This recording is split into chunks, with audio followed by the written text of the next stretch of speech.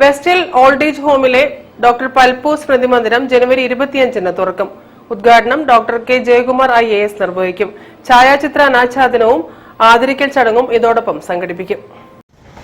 1937 സ്ഥാപിച്ച west hill അനാഥമന്ദിര സമാജത്തിലെ അച്ഛന്മാർക്ക് താമസിക്കാൻ വേണ്ടി ഉണ്ടാക്കിയ പുതിയ കെട്ടിടം അത് ഡോക്ടർ പൽപുവിന്റെ പേരിലാണ് സമർപ്പിച്ചിട്ടുള്ളത്.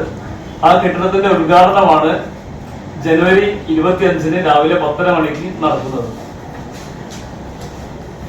ഡോക്ടർ കെ ജയകുമാർ IAS ആണ് ഉദ്ഘാടനം നിർവഹിക്കുന്നത്. ഡോക്ടർ പൽപുവിന്റെ 75ാമത് ചരമവാർഷിക ദിനമായ അന്ന് പൽപുവിന്റെ ഛായാചിത്രത്തിന്റെ അനാച്ഛാദനം ശ്രീ PV സെന്ററാണ് നിർവഹിക്കുന്നത്. ദി പുവർ ഹോം സൊസൈറ്റിക്ക് കീഴിൽ വെസ്റ്റ് ഹിൽ ഓൾഡ് ഏജ് ഹോമിൽ അച്ഛന്മാർക്ക് താമസിക്കാൻ വേണ്ടി ഉണ്ടാക്കിയതാണ് ഡോക്ടർ പൽപു സ്മൃതി മന്ദിരം. കെട്ടിടത്തിന്റെ ഉദ്ഘാടനം ജനുവരി 25-ന് ശനിയാഴ്ച ഡോക്ടർ കെ ജയകുമാർ IAS നിർവഹിക്കും.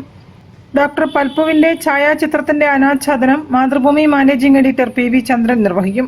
ഓൾഡ് ഏജ് ഹോമിലെ താമസക്കാരുടെ ചികിത്സയ്ക്കും മറ്റ് ആവശ്യങ്ങൾക്കും വേണ്ടി സമർപ്പിക്കപ്പെട്ട വാഹനത്തിന്റെ താക്കോൽദാനം കോർപ്പറേഷൻ കൗൺസിലർ N ശിവപ്രസാദ് നിർവഹിക്കും.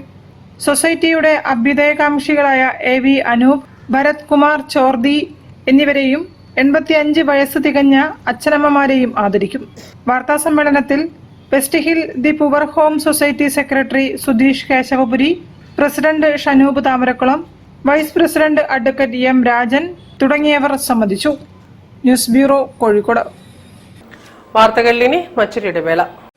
ക്യാൻസറിനെതിരെ പൊരുതാനായി കാലിക്കറ്റ് സിറ്റി സർവീസ് സഹകരണ ബാങ്കും MVR ക്യാൻസർ സെന്ററും സംയുക്തമായി അവതരിപ്പിക്കുന്ന ക്യാൻസർ ചികിത്സാ സഹായ പദ്ധതിയാണ് മാസ് കെയർ.